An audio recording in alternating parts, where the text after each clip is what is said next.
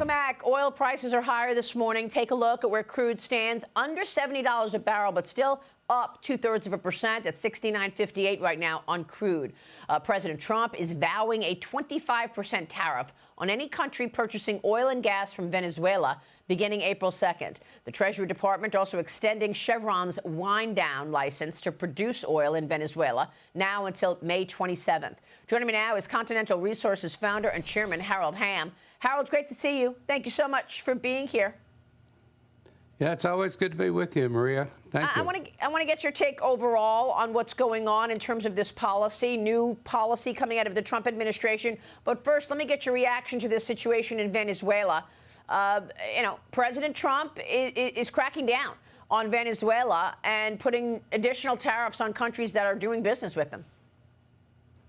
Well, it's about time, the previous administration, every time they wanted more oil, they called Maduro instead of calling the producers here in this country, which was pretty ridiculous. So anyway, you look at a couple of these countries, Iran and Venezuela, and it's the very hot spots of terrorist activities. So, everybody understands that, and something's got to be done about it. We've seen recently, we came out against the Houthis with a kind of an initial attack. Well, the Iranians certainly have them as their proxy in all these battles. So, I mean, you take care of them, and you take care of a lot of the problems. Yeah.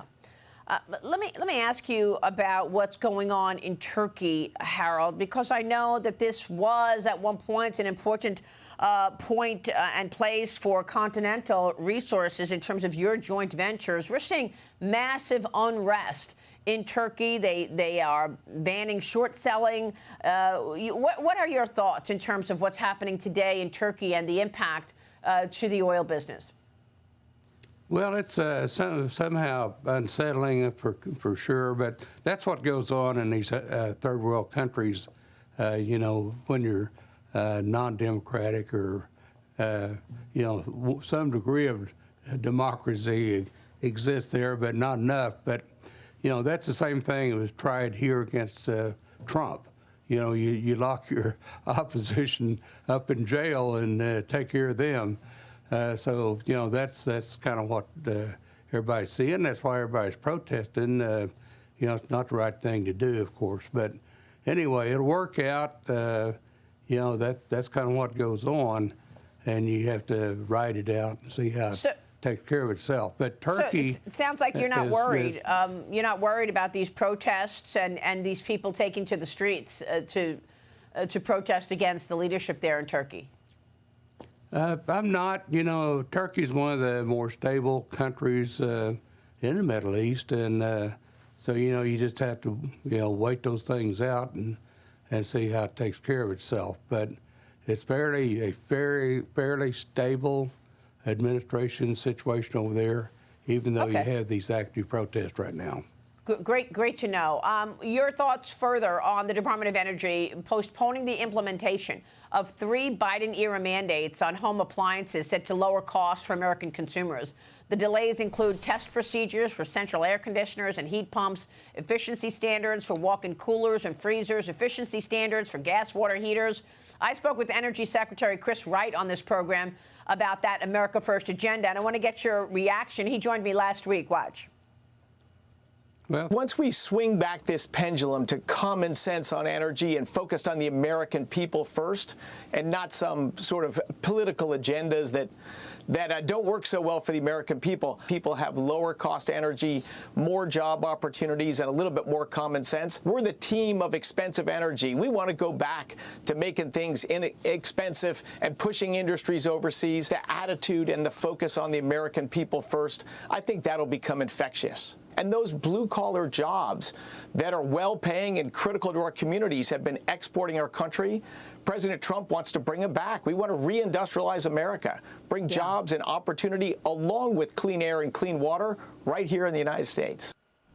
Harold, I'll be speaking with the Secretary again tomorrow. Chris Wright will join us in the 8 a.m. hour tomorrow. But one question that I asked him, Harold, was the president has done so many executive orders with regard to energy and unlocking energy capacity in the country. But what does Congress need to do to codify those executive orders into law, Harold, so that these are long-term laws in the books so that you can be having a confidence that you're putting money into the ground for these long-term projects and the law doesn't change on you? Well, I think they'll be codified in this upcoming reconciliation bill. So, you know, there's so much that he had to do, that's for sure. But basically, it's offsetting what had been done already. What the Biden administration, how far left they had gone, basically to put us out of business and take, put energy in a real bad spot in America. So what's being done, Trump's correcting all that. And it takes a lot of work and a lot of things that he had to correct that need to be done. Thank God we've got Chris Wright, Doug Burgum, these folks in there that know energy, know what to do, and are getting it done. And so, and as well as Donald Trump. So it's being corrected, and we've got the right people doing the job, and it will be codified. And of course, as we always say, the policy around energy is not just economic, but it relates to national security. And that is a point that we cannot make enough. Harold, you've got a new op-ed for the Washington Times on strengthening America's energy future. And you write this: we've gone from energy dependence to energy dominance, proving that drill, baby, drill was more than a slogan. Now it's time for the next phase of our energy future, build, baby, build. Harold, what's your energy outlook under this second Trump administration, and where do you want to build? Well, we have so much to build. It's basically getting LNG back going, and they've done that. They freed that back up. But, pipelines, that's another thing that has to be done. And so that has to be there. We only have a couple years to get a lot of this done. So it's time to build, baby, build. A tremendous amount of infrastructure. We have to meet the demand for AI. We've got a big summit coming up at the Hamm Institute for American Energy here in Oklahoma City, April 24th. And Chris Wright will be here in Oklahoma City. And we talk about the demand that's coming from AI. It's a tremendous amount of demand, and we have to meet that. And so anybody who wants to know anything about AI and its effect on energy and natural gas in America needs to be there. Natural gas is going to be the dominant fuel for AI, and we have to meet that demand. So it's a big deal coming up April 24th. Well, it sure is, and I know that you'll be making news at that summit that you're referring to, Harold, but characterize how the demand changes with regard to AI and the need for energy for these data centers. How different do you think the demand equation is today than perhaps 5 or 10 years ago? Well, it's totally different. I mean, always thinking about at that time was supplying household needs, domestic needs, with natural gas. Today, you're talking about heavy industrial load and what we call behind the meter. And you've got to have redundancy for these data centers to work. And so it takes 2 or 3 different types, perhaps, of energy to do it. But natural gas is going to be the dominant one. Nuclear, yeah, someday, but it's down the road a ways, and everybody realizes that. Today, it's natural gas. And thank God we've got a lot of it here in America. And do you have a confidence that we have that natural gas here in America? Sure do. With the summit that we had here in Oklahoma City a year and a half ago, basically it's easy to say we've got a 100-year supply. And through that summit, we determined we definitely got a 100-year supply of natural gas. So it's here, and as a geologist, I recognize that it is here. And it's great for America. That sure is. And the rest of the world. Yes, and exactly. The rest of the world.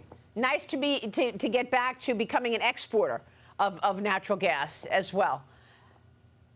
It certainly is. And we're sending the clean burning energy around the world today. So that's good. It's offsetting more dense fuels. Harold, great to have you this morning. We so appreciate your time and your leadership, sir. Thank you.